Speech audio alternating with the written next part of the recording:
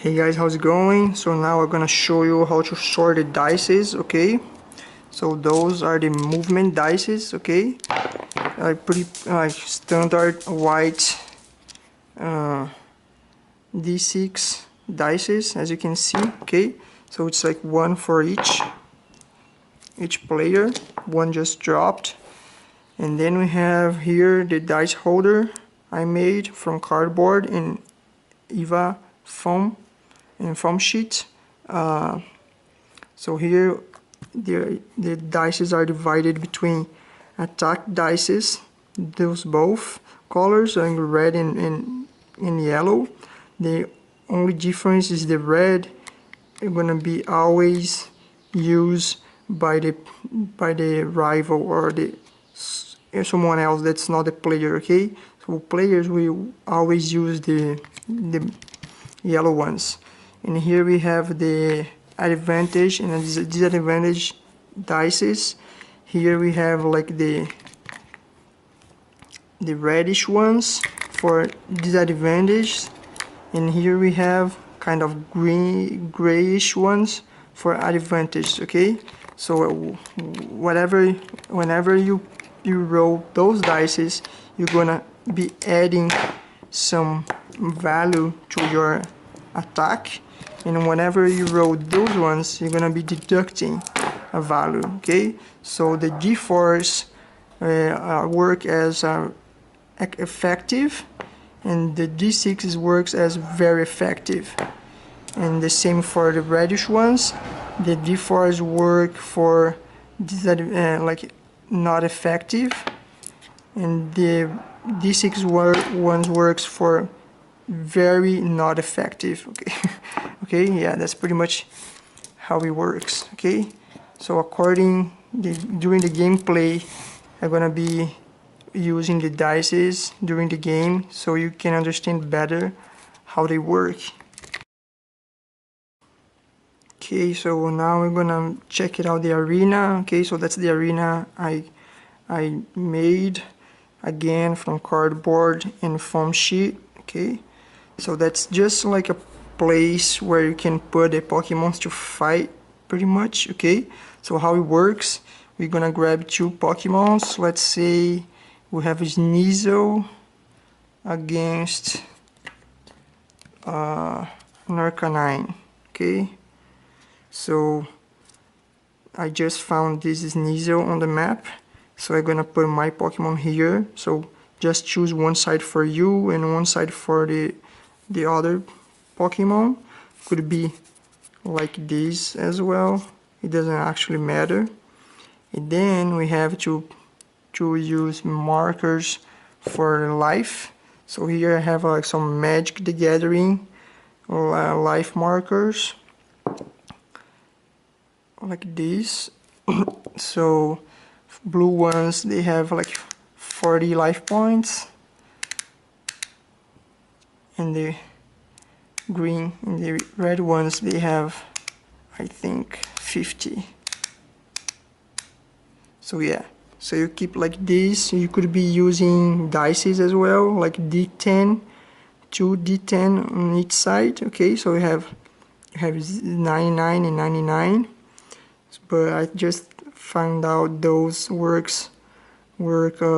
faster and easier. So that's pretty much it. So whenever the Pokemon has an advantage or a disadvantage, you can place a marker right here on the side of it. So this one could be +2 or +1, +3 or +5, or even -1, deducting 1 or deducting 2 from its base attack. So that's pretty much how you use the arena. Okay, you just keep them here to know the right amounts of attack and stuff, and then according the battle goes on, the life is gonna be dropping like this. Okay, that's pretty much it. Hey guys, so before I forget, I'm gonna show you how to use the environment and weather board. Okay, so we have a bunch of different environment conditions, and weather conditions actually. Okay, so I divided into categories. So we have the weather ones are gonna be all these small square ones, okay? And the environment, as I called, are gonna be the planet's alignment or the Doom rocket, okay? So these two, they're gonna attach to the current weather condition. So how it works is it's pretty simple. Once you draw the weather environment event card, you gotta roll a dice like a d20, okay? So you go ahead and roll it, and here we have 20. Whoa! So like 20, you're gonna inflict planet's alignment, so you can use some markers. Doesn't matter actually what kind of stuff you use, as long as you can put on top of it to indicate what's going on. And here we have the table, okay, listing all the the results, which results match which environment, okay, and which kind of Pokemon type is granted with the bonus, okay? So like I just did, like I got 20 from the dice roll, so I install, so like now it's planet alignment in zone, so which means that if I want to use the Celebi event card, I can do it for free, let's say, okay, so with no drawbacks. But let's say we roll it again, so we got 18. Okay, so 18 gonna be counting, so like 18 gonna be like here, as you can see, full moon. I'm gonna work for fairies, okay? So we're gonna put like the marker right here on top of full moon. So it's pretty much 1, 2, 3, 4, 5, 6, 7, 8, 9, 10. 10 inflicts no changes, okay? None. And then you have 11, 12, 13, 14, 15, 16, 17, 18, and I just missed one, but yeah, you got it, okay? So that's pretty much it. So now what's happening is that you have a full moon weather and a planet alignment environment, okay?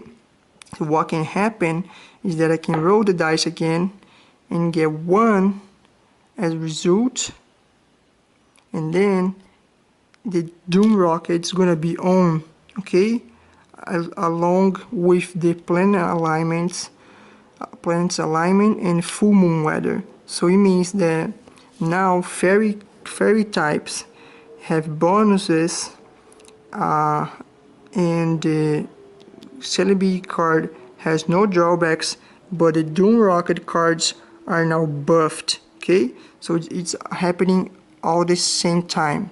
So in order to reset everything, I need to roll the dice once more and get any number between 2 and 19 that's not 10, okay? Because if you get a 10, nothing happened, the weather doesn't change.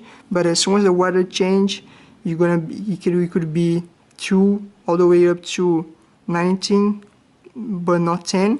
Then you're gonna reset the weather. Let's say you got thunderstorm, and once the weather is changed, the environment conditions got disabled, okay, until you get 1 or 20 again. So that's pretty much how the environment and weather board work. Hey guys, so another thing I want to show you is this pretty badass dice tower from Pokemon Tower, Lavender's Pokemon Tower I made. I tried to make something kind of creepy and Chernobyl style, okay? So yeah, I also made from cardboard and foam sheet. So we have the Pokemon Stone Graves and the Gengar standing on the back with Ghastlies, flying around it, and 2 hunters on the front door. Yeah, that's pretty much the haunted tower. So yeah, it's not it's nothing more than a dice tower. So pretty much works like you get your dices and you throw here inside it, and there you go. You have the results right there. So we have a place where you can get the dice result. Okay.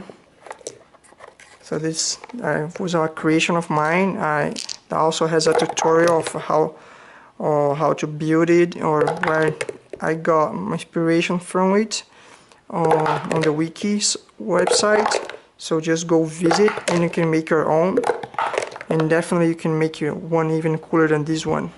But if you don't want to have the dedication and time, effort and cost of creating your own, you can simply buy a dice cup like this one. It's a hard plastic, and one improvement I made was this foam sheet sleeve kind of, that I actually cut it and used to put inside like this. Okay, so this way it works more silent, it's not that noisy. Okay, so that's the noise it makes, and without it is way more noisy. So yeah, so like if you're playing at night, or if you want to play more quiet and stuff, I definitely recommend you to do this improvement. It's pretty cheap, it's pretty simple, and I bet you're gonna like it. Okay, so I think that's pretty much it. Next video we're gonna be starting with the gameplay finally. See you.